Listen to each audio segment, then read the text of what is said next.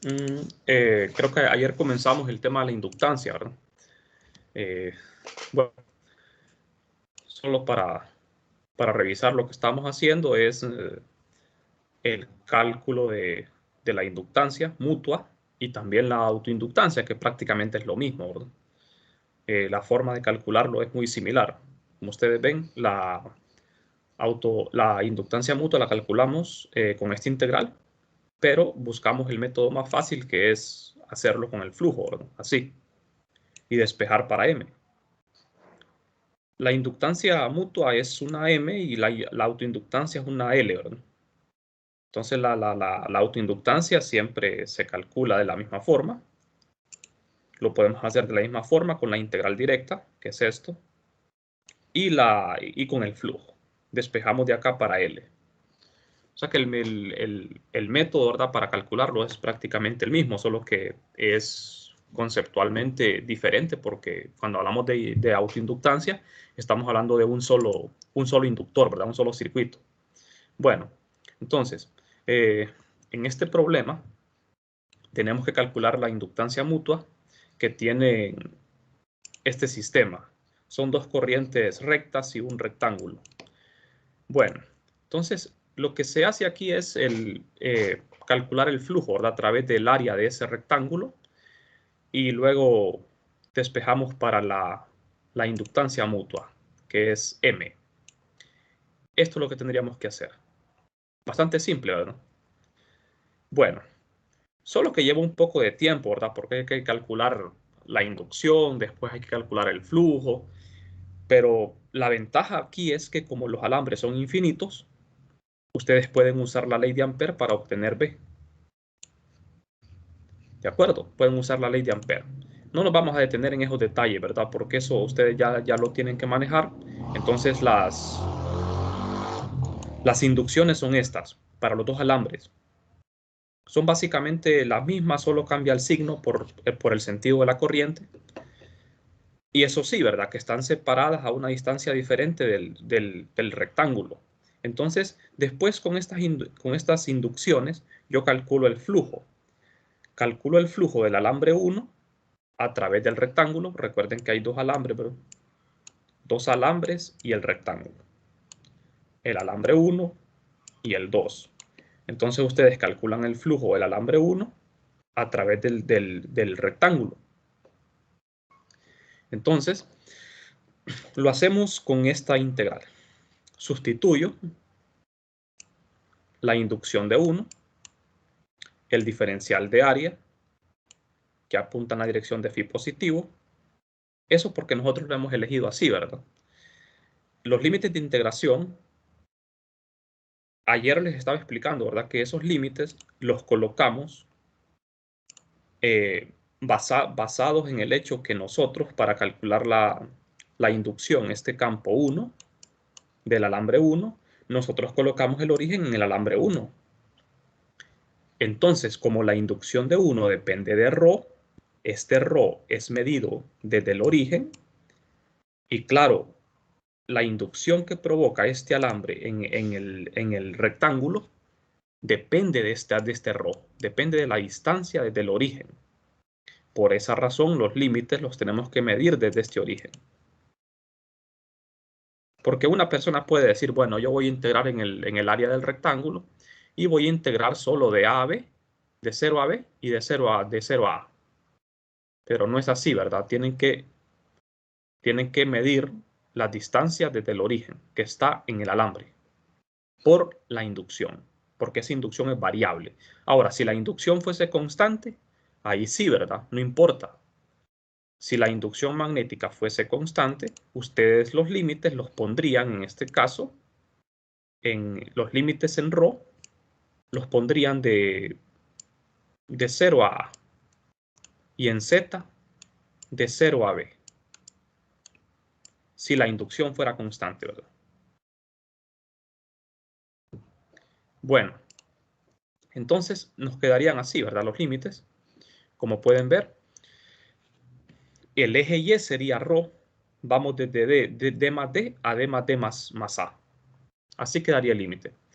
Estos puntitos azules significan que la inducción está saliendo, ¿verdad?, de la pantalla, pero recuerden que va disminuyendo conforme me alejo.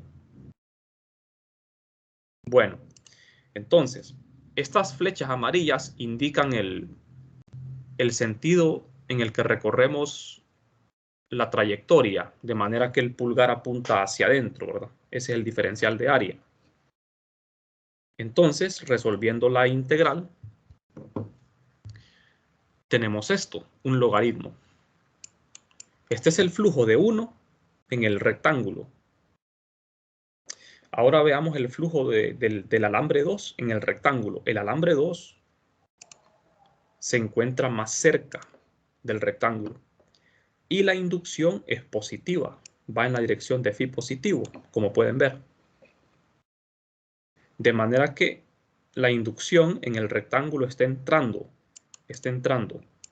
Por eso ponemos unas cruces. Y depende de ρ también. Entonces aquí en ρ vamos a integrar de D a D más A. En ρ, ¿verdad? Y en Z siempre integraríamos de 0 a B. En Z no hay problema. Bueno, el sentido en el que recorremos la trayectoria, ese no cambia, lo dejamos igual, ¿verdad? Siempre el DDA apunta hacia adentro, ese no lo tenemos que modificar. Bueno, entonces, claro, ¿verdad? El flujo que provoca este alambre 2 en ese circuito C va a ser mayor por estar más cerca. Como ven entonces, sustituimos aquí el campo de 2, que es este. Va en la dirección positiva. Integramos en ρ y z, en ρ de D a D más A y en z de 0 a B. La integral nos queda más sencilla en este caso. El resultado de la integral sería esto, ¿verdad? Es un logaritmo siempre. Simplificando, llegamos al resultado final. Tenemos los dos flujos, ¿verdad? El flujo del alambre 1 y el alambre 2 en el rectángulo. Entonces, el siguiente paso sería sumar los flujos. De manera que el flujo neto sería la suma. Aquí podemos ver, ¿verdad? El flujo de 2 a través de C medio negativo. Al sumarlo, puedo usar leyes de los logaritmos. Aquí tengo una diferencia de logaritmos.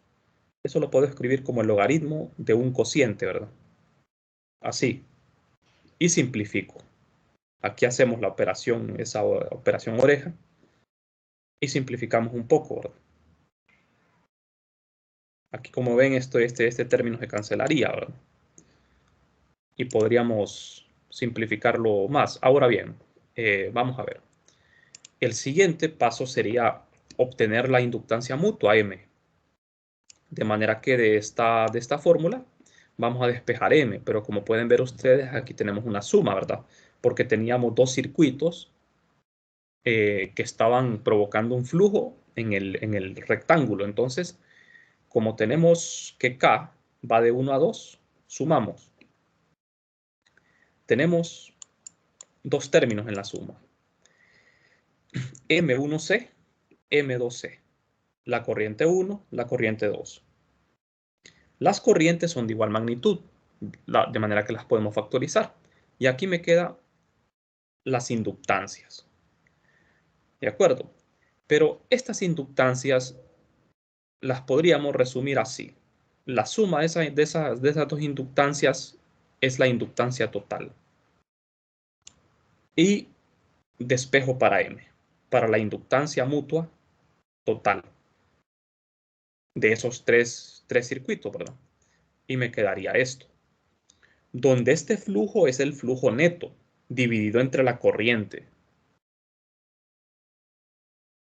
¿Estamos? Ese es el flujo neto.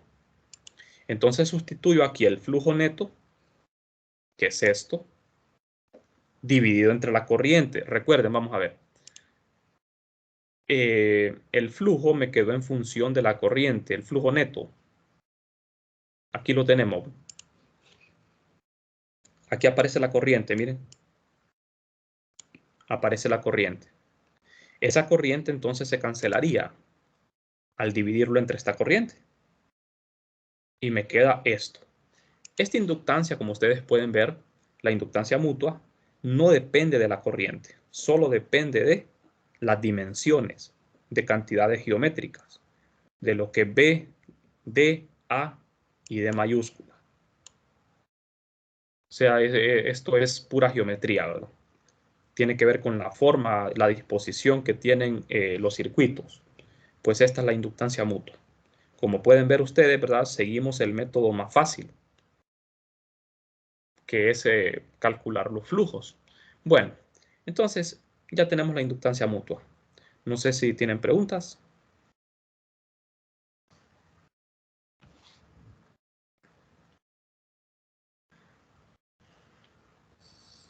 Bien, si no hay preguntas, seguimos. Vamos a revisar este otro caso.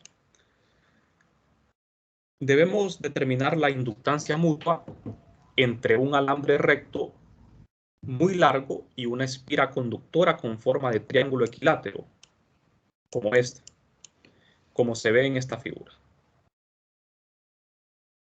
Bueno, entonces hay que calcular esta inductancia. En el alambre hay una corriente en la dirección de Z positivo. Los dos circuitos están en el plano, ¿verdad? En el plano ZY.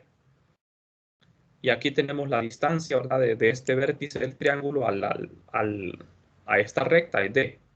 Y el triángulo es equilátero. El lado es B. Bueno, entonces aquí seguiríamos el mismo método. Sería de obtener primero la inducción magnética del alambre, ¿verdad? Que iría en sentido antihorario, en el sentido de phi positivo. Esto genera un flujo aquí. Estaría entrando, serían unas cruces, ¿verdad? Porque el flujo magnético estaría entrando.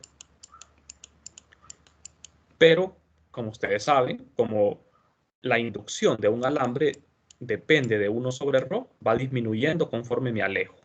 Entonces esto va a provocar aquí un flujo que va a depender de ρ. Bueno, entonces sería de calcular el flujo magnético, ¿verdad? A través de este triángulo. Y luego aplicar la fórmula. En este caso es más simple porque solo tengo dos circuitos. Es mucho más simple. Recuerden que en esta fórmula la corriente esta es la corriente del circuito que está provocando el flujo, ¿verdad? Por eso es bueno colocarle un nombre a los circuitos. Le podemos decir que este es 1, podemos decir que este es 2. Entonces sería el flujo. Vamos a calcular el flujo del circuito 1 en el circuito 2. Eso es la inductancia mutua que tiene 1, 2 debido a la corriente de 1. Bien, así sería, ¿verdad? Entonces, veamos. Colocamos los nombres acá, ¿verdad? Colocamos el origen aquí en la corriente recta. Colocamos este origen aquí, ¿verdad? Porque necesitamos la inducción de la corriente 1. Entonces, debemos nosotros, para calcular esta inductancia mutua, encontrar el campo magnético del alambre, después calcular el flujo magnético y por último, encontrar la inductancia mutua.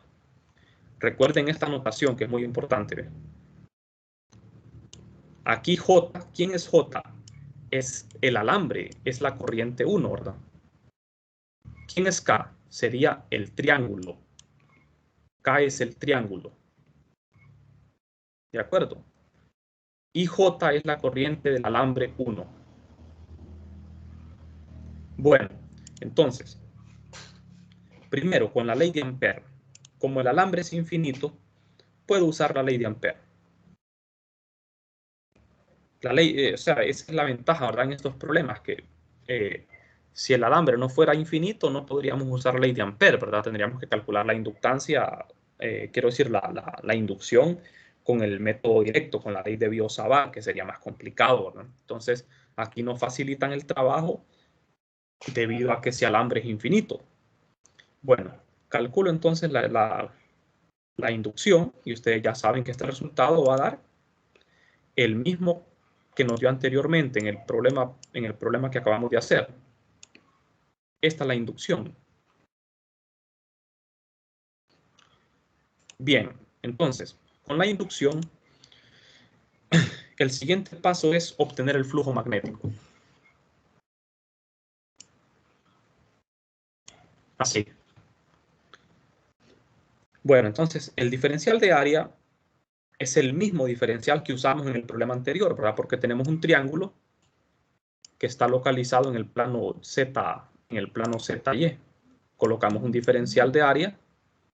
En este caso recorremos la trayectoria en este sentido, en sentido, vamos a ver, sentido horario, de manera que el pulgar apunta hacia adentro, o sea, en la dirección de phi positivo, como pueden ver.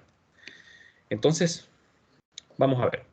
Este problema tiene un poquito más de complejidad, ¿verdad? Porque la superficie que tengo aquí es la superficie de un triángulo. Tengo que integrar en esa superficie para este flujo. Eso es lo que tal vez complica, ¿verdad? Un poco más el problema. Entonces, como pueden ver, la inducción, el campo, estaría entrando, por eso ponemos las cruces. Este campo va disminuyendo conforme nos alejamos, de manera que aquí tiene que haber más densidad, ¿verdad? De flujo, porque estamos más cerca de la línea. Bien, entonces, tenemos el diferencial de área definido y el campo magnético de 1 también. Como ven, el diferencial de área está entrando a la pantalla también. Entonces, aquí tenemos que, por fuerza, para poder integrar sobre esa superficie, obtener la ecuación de la trayectoria de este lado del triángulo. Para no complicarnos tanto, como el triángulo es equilátero, si nosotros partimos el triángulo por mitad, las dos mitades son idénticas, ¿verdad? Entonces, esta mitad superior es igual a la mitad inferior. Entonces yo solamente necesito calcular el flujo a través de esta mitad y después multiplicarlo por 2, ¿verdad? Necesito la ecuación de esta recta. Eso sería todo. Y para encontrar la ecuación necesito tener dos puntos, ¿verdad? Entonces, colocando el origen en el alambre, este par ordenado sería D, 0. D en Y, 0 en Z. Este punto tendría coordenadas D más raíz de 3 entre 2B más B medios. B medios porque recuerden que cada lado del triángulo vale B. Y como estoy tomando aquí solo la mitad es B medios en Z. Y en Y, ¿por qué me da esto? Porque aquí, vamos a ver, la distancia, como ven, la distancia en Y es D más la altura del triángulo, podríamos decir que es H, que es raíz de 3 entre 2 por B. Eso lo pueden calcular ustedes con el teorema de Pitágoras. La altura del triángulo sería esto que está en amarillo, sumado a D, me da la distancia desde el origen hasta este extremo. Sería la coordenada Y. O sea que ya tengo dos puntos, ¿verdad? Tengo dos puntos que están en esta recta. Con esos dos puntos yo puedo obtener la ecuación de esa recta. ¿Estamos? Simple, ¿verdad? Entonces, hagamos esto. Con los dos puntos, calculamos la pendiente. Nada más que el eje vertical, en este caso es Z, y el eje horizontal sería ρ, ¿verdad? Porque vamos a trabajar en coordenadas cilíndricas. Entonces, tenemos los dos puntos así. Ponemos Z2 menos Z1 entre ρ sub 2 menos ρ sub 1. Z sub 2, este sería el punto 2 y este sería el punto 1, ¿verdad? Z sub 2 sería B medios y Z sub 1, que estaría aquí, sería 0. Ρ sub 2 sería este punto que ya dijimos es D más raíz de 3 medios por B menos Z ρ sub 1, que es D menos D. Simplificamos, vemos que se cancela esto, me queda B medios entre la raíz de 3 medios por B. Ahí se cancela B, se cancela también el 2 y me queda 1 sobre la raíz de 3. Esa es la pendiente. es positiva. Entonces ahora saco la forma, con la forma punto pendiente, saco la ecuación de la recta, z menos z sub 0 igual a m por ρ menos ρ sub 0, sustituyo cualquier punto, a 1, 2 aquí, y tenemos la ecuación de la trayectoria. Simple, ¿verdad? Me queda z en función de ρ. ¿Por qué z en función de ρ? Porque cuando yo haga la integral voy a necesitar hacer ese cambio, ¿verdad? Necesitamos hacer ese cambio. Vamos a ver. Ya con esa ecuación de la trayectoria, veamos cómo va a quedar esto. Tenemos aquí la figura. Vamos a integrar en la superficie. ¿Vamos a integrar en qué? Vamos a integrar en z y en ρ. Phi es constante. En ese plano phi vale pi medios. Entonces, aquí tengo simplificada la ecuación de la recta. Calculo el flujo magnético. Sustituyo el campo, ¿verdad? El campo magnético del alambre. El diferencial de área. Integramos en ρ y z. Ahora bien, como es un triángulo, fíjense en algo interesante acá. Este es el eje Z, este es ρ. En Z vamos a integrar de 0 a la recta. En Z voy de 0 a la recta. Y en ρ voy del extremo izquierdo al extremo derecho, que es D más D, D más raíz de 3 medios D. Y en Z voy de 0 a la recta. Hasta aquí todo bien, ¿verdad? Bueno, entonces, seguimos, resolvemos la integral. Primero aquí vamos a ver, resolvemos en Z, ¿verdad? Es necesario primero hacer la integral en Z.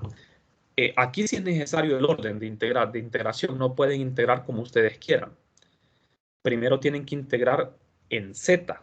Primero en Z es una integral iterada, porque la integral en Z les va a quedar en términos de ρ. Por eso tienen que dejar la integral de ρ de último. Y aquí en la integral de ρ tenemos dos integrales, ¿verdad? Me queda ρ sobre ρ, que es 1, y d sobre ρ. Tengo dos integrales. Todo bien hasta aquí, ¿verdad? Resolvemos las integrales simples, solo que esta me da un logaritmo. Y bien, no sé si todo está claro, jóvenes.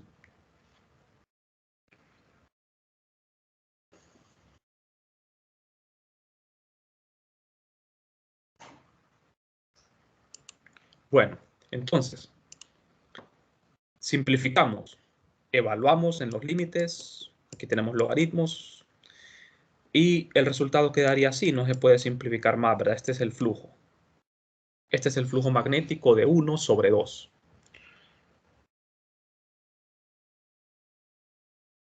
Bueno, entonces, lo que sigue ahora es obtener la inductancia mutua de 1 y 2. Poner M12 es lo mismo que poner M21. Es lo mismo, porque esto es simétrico. El orden sí importa aquí, ¿ve? Aquí sí importa el orden. Es 1 en 2. Y aquí también es la corriente de 1. Recuerden que por ese triángulo no pasa corriente, ¿verdad? Pero debido al flujo, a ese flujo magnético, eso va a inducir una corriente. Bueno, entonces, despejamos para M. Sustituimos el flujo aquí, este flujo, y se va a cancelar la corriente esta, ¿verdad? Se cancela la corriente y me queda M. Simple. Ya tenemos la inductancia mutua. Esa inductancia, como ven, solo depende de cantidades geométricas como ser B, D, raíz de 3 medios B, o sea, solo cantidades geométricas. Lo mismo que pasaba con la capacitancia, ¿verdad? Bueno, no sé si tienen preguntas. La inductancia, los inductores, por ejemplo, en los circuitos, ¿verdad? Sirven para para liberar, cuando ustedes quieren liberar una gran cantidad de energía en un poco tiempo, ¿verdad? Ustedes, por ejemplo, en un inductor se almacena energía en forma de campo magnético, y esa energía se puede liberar de un solo. Esa es la ventaja que tienen, ¿verdad? Que cuando ustedes cortan la corriente, esa energía almacenada en forma de campo magnético se puede convertir en energía eléctrica, en corriente. Y esa corriente, esa energía se libera de un sol. Y eso tiene ventajas que puede ayudarles, por ejemplo, a encender, en el caso, por ejemplo, los motores de arranque de los carros, ¿verdad? Que tienen inductores, ¿verdad? Tienen bobinas. Bueno, si no tienen dudas, vamos a seguir. Bien, me gustaría antes de finalizar hacer un problema sobre la guía también de los problemas propuestos. Este problema es sobre la ley de Faraday. En estos minutos que nos quedan vamos a ver. Tenemos un solenoide largo que tiene radio A, tiene n vueltas por unidad de longitud, y tenemos una espira de alambre con resistencia R que rodea al solenoide. ¿Cómo se muestra? La figura es esta, miren. Esta es una espira con una resistencia R que rodea a lo que es un solenoide. Como ven aquí, el solenoide está horizontal. El solenoide tiene n vueltas, ¿verdad? Bueno, entonces vamos a ver. Lo que está sucediendo aquí es lo siguiente. El solenoide tiene n vueltas por unidad de longitud, y nosotros queremos la corriente en el solenoide aumenta a una velocidad constante. Ajá. Si esa corriente en el solenoide fuese constante, no se induciría una corriente en la espira, ¿verdad? Pero ¿qué sucede? Como la corriente en el solenoide no es constante, o sea, esa corriente, como ven, varía en el tiempo. Aumenta con una velocidad constante. La derivada de I con respecto al tiempo es igual a K. ¿Qué corriente fluye en la espira y en qué dirección, izquierda o derecha, pasa a través de la resistencia? Vamos a ver. Cuando me preguntan la dirección de la corriente, recuerden ley de Lenz. Tienen que manejar muy bien, ¿verdad? Yo sé que es complicado eso de la ley de Lenz. Tal vez es la parte más complicada de esta unidad, ¿verdad? Comprender la ley de Lenz. Bueno, entonces, vamos a ver. La corriente en el solenoide aumenta con velocidad constante. ¿Qué corriente fluye en la espira? ¿Y en qué dirección? ¿Izquierda o derecha? Para calcular esa corriente que pasa por la espira, ¿verdad? Vamos a hacer uso de la resistencia, de la ley de Ohm, para averiguar la corriente. Entonces aquí yo necesito aplicar la ley de Faraday para saber el flujo. Fíjense bien. ¿Qué tendríamos aquí? ¿Tendríamos un medio en movimiento o tendríamos un campo magnético variable? ¿Qué creen ustedes?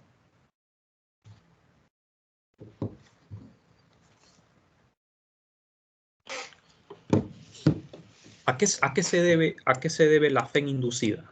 ¿A un campo variable o a un medio en movimiento?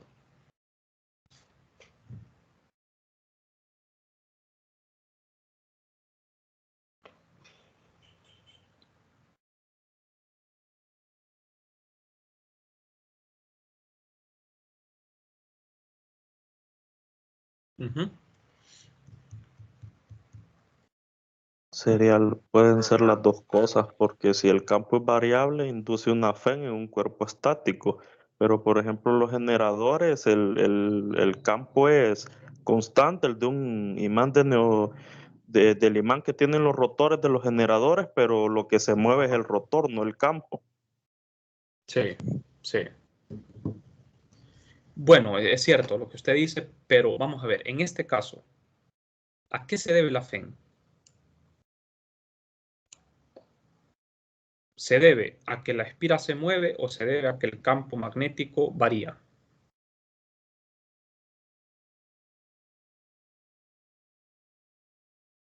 ¿Qué me podría decir? Vamos a ver, María y Solina. Que el campo magnético varía. Sí, ¿verdad? El campo magnético varía. Sí, porque el solenoide, vamos a ver. Si ustedes ponen el solenoide ahí, generalmente los solenoides tienen una corriente, ¿verdad? Una corriente constante que genera un campo magnético que ustedes saben de que va en la dirección Z. En un solenoide en el interior, el campo va en Z, ¿verdad? Y la corriente va en la dirección de phi, ¿verdad? Cuando la corriente es constante, este campo magnético en el interior del solenoide es constante. ¿Qué es lo que va a suceder aquí? Aquí donde el solenoide atraviesa el área comprendida por esta espiral rectangular, estaría atravesando un campo magnético, ¿verdad? ¿En qué sentido?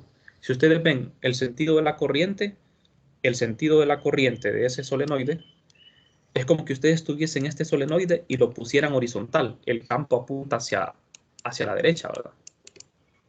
O sea que aquí está entrando un campo magnético. Tenemos un flujo magnético atravesando parte de la superficie de ese rectángulo.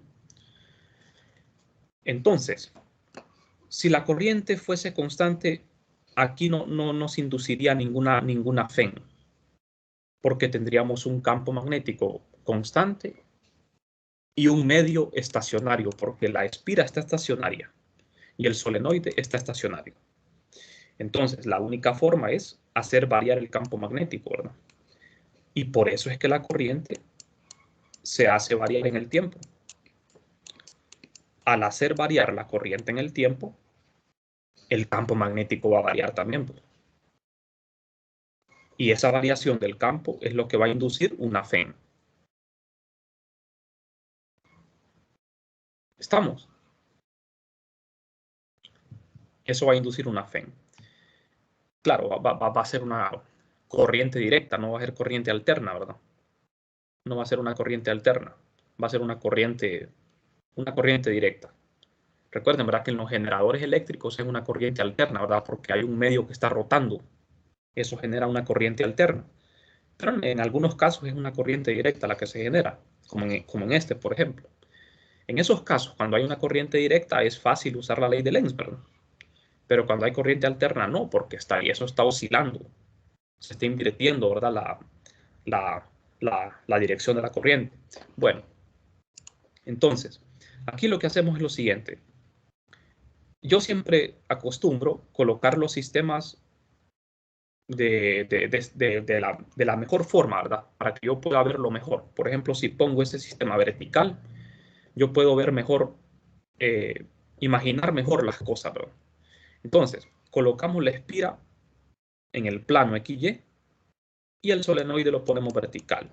Entonces aquí podemos ver de que aquí va a haber un campo magnético apuntando hacia arriba, que va a estar variando. La corriente varía y es igual acá. Esta es la ley de Faraday. Aquí no podemos utilizar el campo de movimiento, ¿verdad? Aquí no podemos usar el campo de movimiento porque, ¿por qué no lo podemos usar? ¿Por qué no lo podemos usar?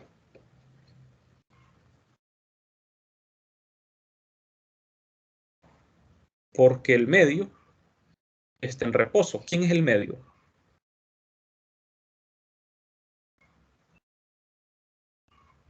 ¿A qué medio me refiero?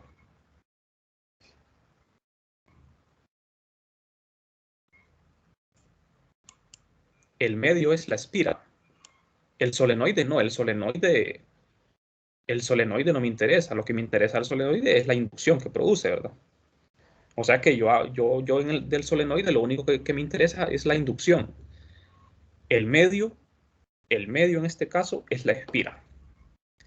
Y la espira está en reposo, de manera que su velocidad es cero. Entonces, la FEN se produce por la variación del campo magnético en el solenoide. Entonces, lo que yo hago es, como el campo magnético de un solenoide ya lo conocemos, es igual a esto, es un solenoide ideal, ¿verdad? Se supone que es ideal. O sea, aunque la figura lo muestre así, asumimos de que ese solenoide es infinito. Y el campo es igual a esto. Pero esta corriente está variando.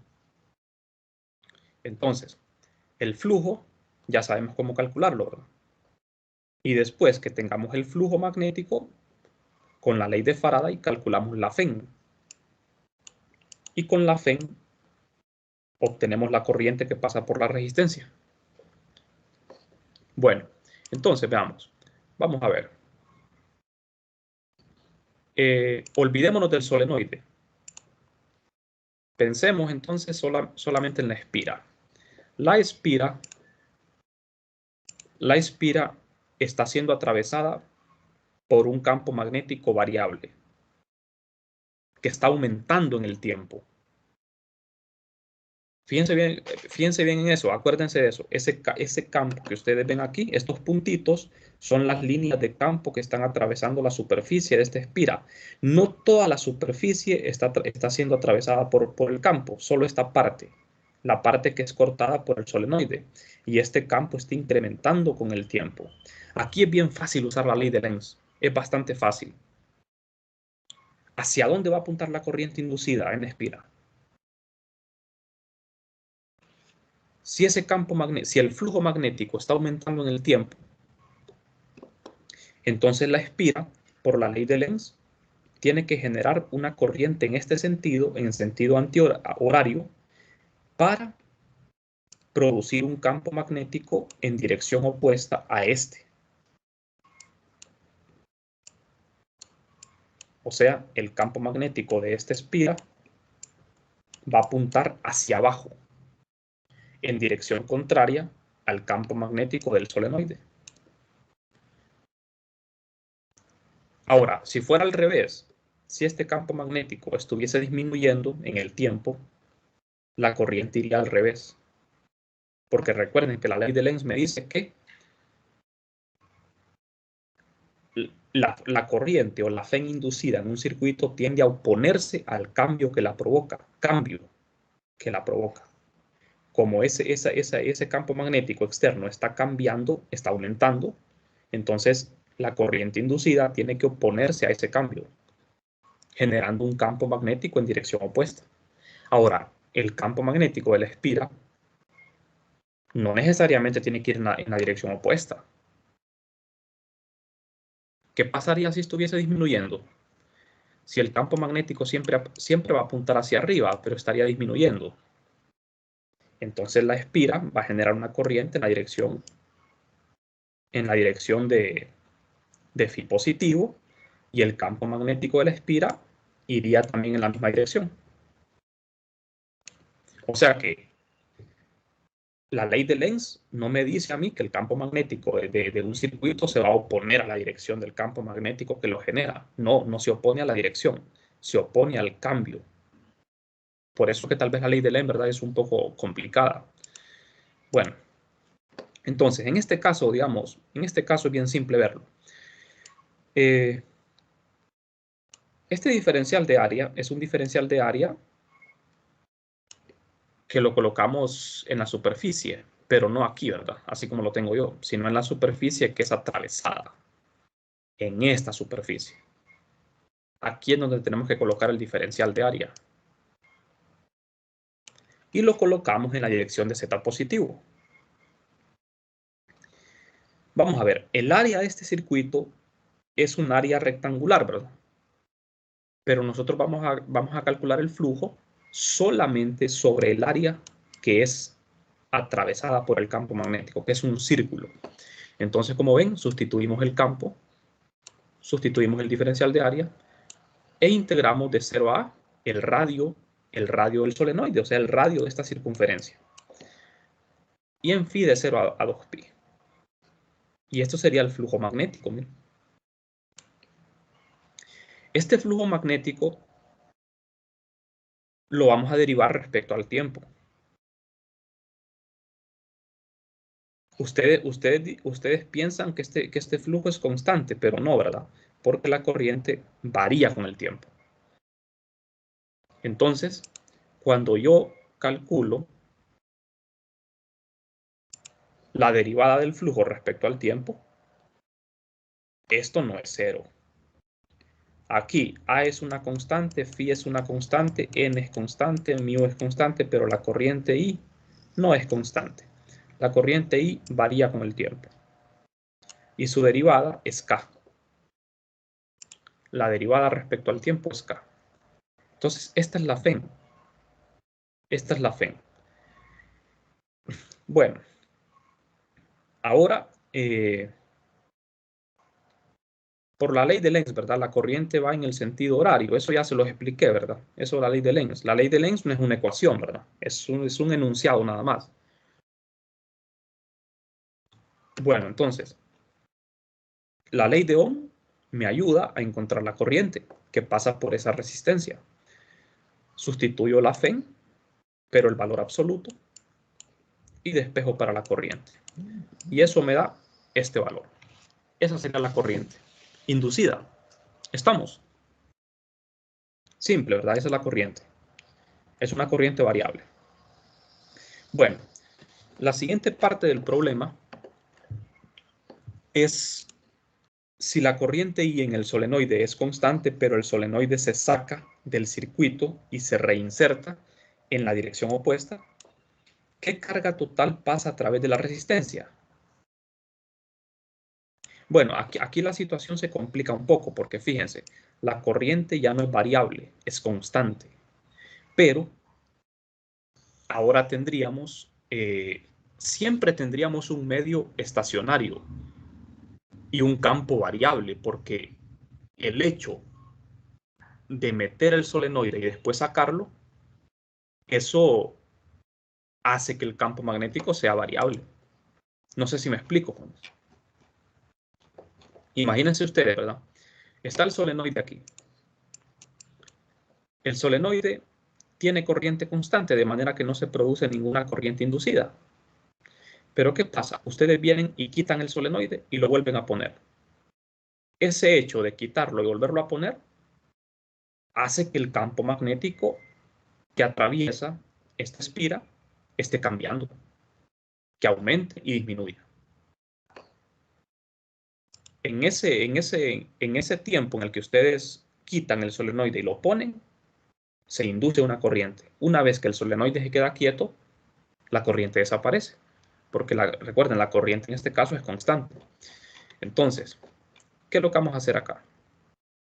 Lo que pasaría es esto: corriente constante, queremos averiguar cuánta carga pasa por la resistencia. Como hay una corriente, queremos saber cuánta carga. Entonces vamos a definir sobre el área de esta espira, un diferencial de área que apunta en Z positivo. El solenoide inicialmente, jóvenes, se encuentra aquí, en la figura A. El solenoide tiene su campo magnético en Z. Venimos, quitamos el solenoide, lo quitamos, lo movemos, ¿verdad? Hacia abajo, lo quitamos. Cuando ustedes van quitando el solenoide, el campo magnético siempre apunta hacia arriba, pero va disminuyendo. Y otra vez lo vuelven a insertar. El campo magnético iría aumentando. En ese proceso de quitar y poner, se indujo una corriente. Entonces, vamos a ver. Aquí tendríamos que calcular el flujo magnético final y el inicial. 1 se refiere al flujo inicial y 2 al final. Entonces, vamos a ver. Con el flujo magnético final inicial, hacemos una diferencia de flujos. Flujo final menos inicial. El flujo final es negativo y el flujo inicial es positivo. Al hacer la diferencia me queda esto. Saco el valor absoluto del flujo. Ya. Tal vez esta parte no la van a comprender mejor haciendo este cálculo. Fíjense bien. Como lo que yo quiero calcular es carga, entonces voy a hacer lo siguiente. Uso la ley de Ohm. La corriente la puedo escribir como una derivada porque quiero calcular carga. Recuerden que es la carga lo que quiero calcular. Escribo la corriente como la derivada de la carga respecto al tiempo. Resuelvo una ecuación diferencial basado en la ley de Ohm. La resistencia es constante. Me queda esta ecuación diferencial. Mi propósito es encontrar la carga. Entonces, resuelvo la ecuación por integración. Aquí el delta t desaparece y me queda esto, miren. integramos para encontrar la carga. Acá en el lado derecho, en phi, que es el flujo, integramos desde el flujo inicial hasta el flujo final. ¿De acuerdo? Podríamos decir de que el flujo inicial es cuando yo quito el solenoide. Y el flujo final es cuando yo vuelvo a colocar el solenoide. Dos flujos, ¿verdad? Cambiantes. Bueno, entonces, al hacer esta integral me queda phi sub 2 menos phi sub 1 entre R. Entonces sustituyo el cambio. Este phi sub 2 menos phi sub 1 es el cambio. Y a mí lo que me interesa en el problema es la carga. No me están preguntando signo de la carga. De manera que, por eso, cuando yo calculé aquí, jóvenes, para que no se confundan, saqué el valor absoluto de este cambio. Porque ustedes lo pudieron haber hecho al revés. Pudieron haber restado phi sub 1 menos phi sub 2. No importa, saquen el valor absoluto, porque en el problema les preguntan cuánta carga. No les preguntan si la carga es positiva o negativa. Entonces, para no complicarse en eso, hacen la diferencia de flujos, sacan el valor absoluto, ponen aquí el delta phi y ya tienen la carga. Eso sería. Bien. Se nos acabó el tiempo, entonces logramos terminar el problema, ¿verdad? Por suerte. Entonces, sería básicamente todo. Mañana no tendríamos clase, ¿verdad? Sería hasta el lunes. Recuerden que el lunes es el examen, siempre a la misma hora.